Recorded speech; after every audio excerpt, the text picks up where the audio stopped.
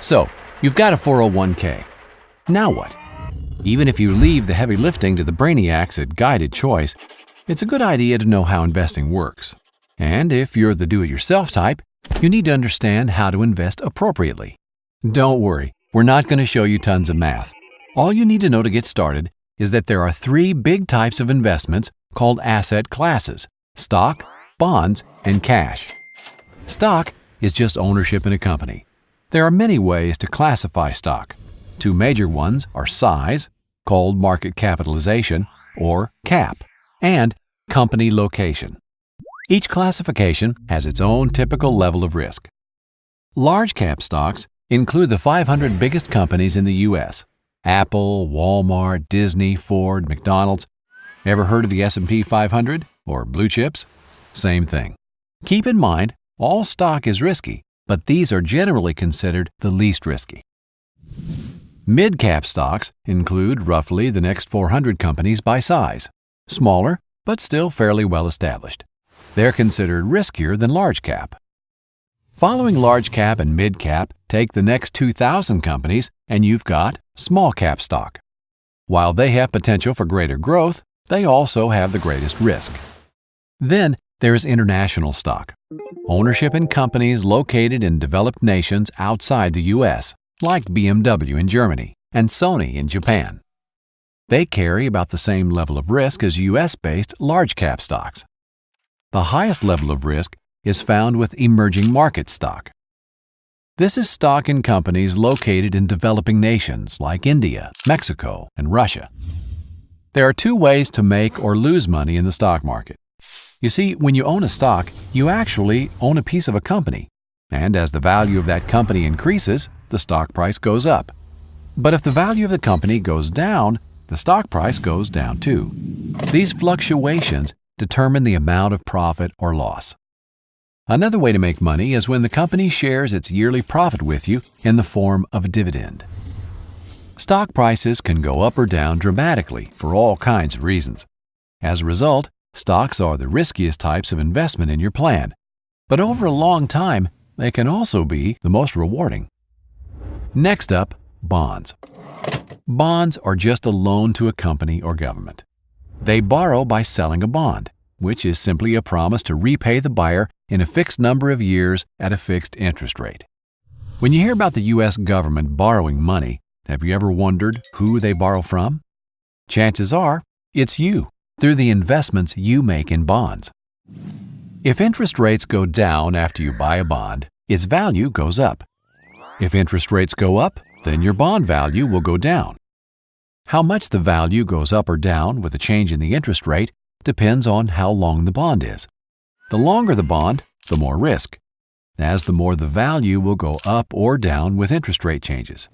However, in general, bonds are less risky than stocks.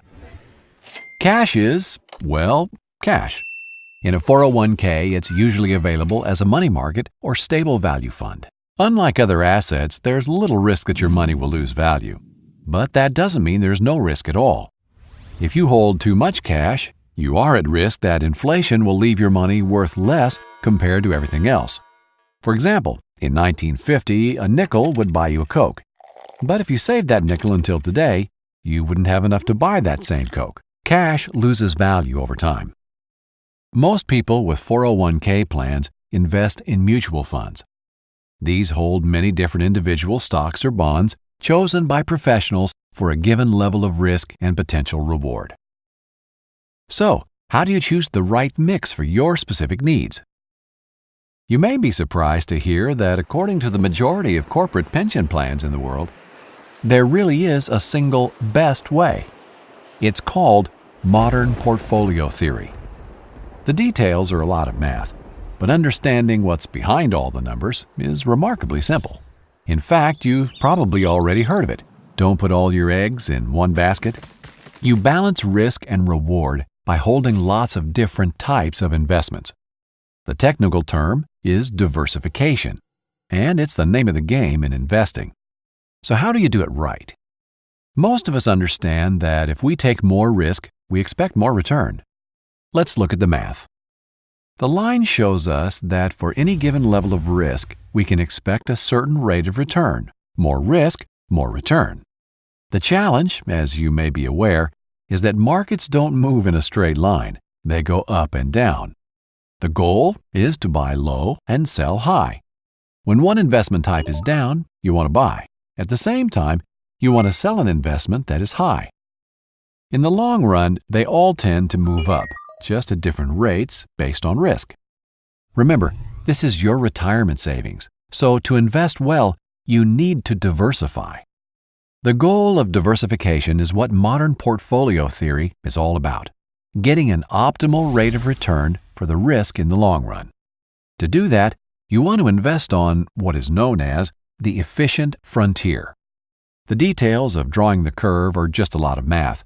You could spend the spare hours of your days creating the efficient frontier on a very large spreadsheet, or you can let experts do it for you. In fact, the answers are already right where you want them, online, and probably already in your 401k plan. Guided Choice can give you personalized advice recommending a specific mix of stocks, bonds, and cash to reach your retirement income goal. You can even use it to try different strategies and project the results. Whether you take the investment recommendation from our brainiacs or choose to do it yourself, hopefully now you're a little more confident about how retirement investing works. Just remember, if you do it yourself, you need to rebalance your account at least annually to stay on the efficient frontier.